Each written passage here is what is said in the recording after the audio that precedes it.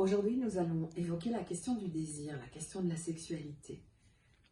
Dans ces couples confinés, pendant ces semaines d'extrême intimité, parfois se pose la question de la sexualité. Est-ce que j'ai une sexualité normale? Est-ce que notre sexualité est suffisamment épanouie? Est-ce que j'ai assez de plaisir et est-ce que l'autre a assez de plaisir? Dans cette notion de sexualité, pour avoir une sexualité, pour faire du sexe, il faut du désir. Le désir, c'est dans la tête. Qu'est-ce qui se passe dans nos têtes en ce moment?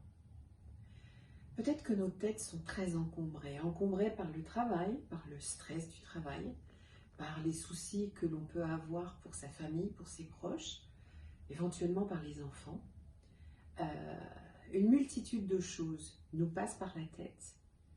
Dans une intimité partagée à l'extrême avec l'autre, c'est-à-dire que l'on passe quasiment 24 heures sur 24 ensemble. On se voit en permanence, du soir au matin et du matin au soir.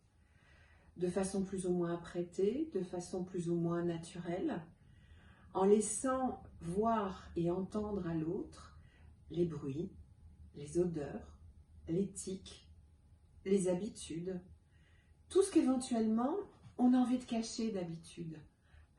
Derrière un maquillage, derrière une tenue flatteuse, derrière un parfum. Ces semaines sont justement l'occasion de regarder différemment la performance. Qu'est-ce qu'avoir une sexualité épanouie? C'est avoir la sexualité que l'on désire. Il va falloir donc réintroduire ou introduire la communication dans le couple.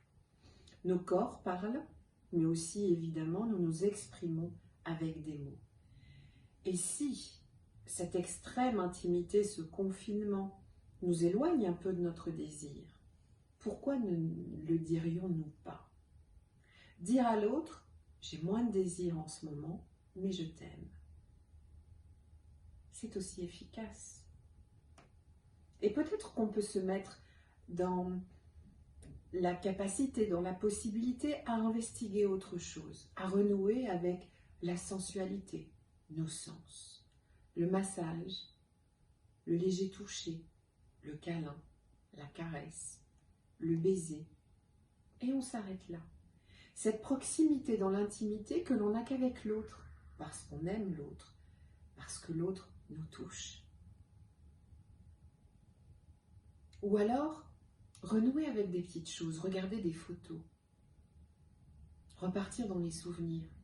Tu te souviens, quand on s'est rencontrés, j'ai vu ça pour la première fois chez toi. Voilà les premiers mots que tu m'as dit dont je me souviens. Oh, c'était bien. Renouer avec ces souvenirs, avec ces jours heureux, avec ces images, va venir compenser l'absence momentanée de désir, l'absence momentanée de sexualité. L'autre sera rassuré. Vous serez rassuré sur la coloration, sur le désir que vous avez de l'autre, même si ça ne passe pas par la sexualité. Encore une fois, connectez-vous à vous-même. De quoi avez-vous envie? De quoi avez-vous besoin? Dites-le. Communiquez. Et tout ira bien.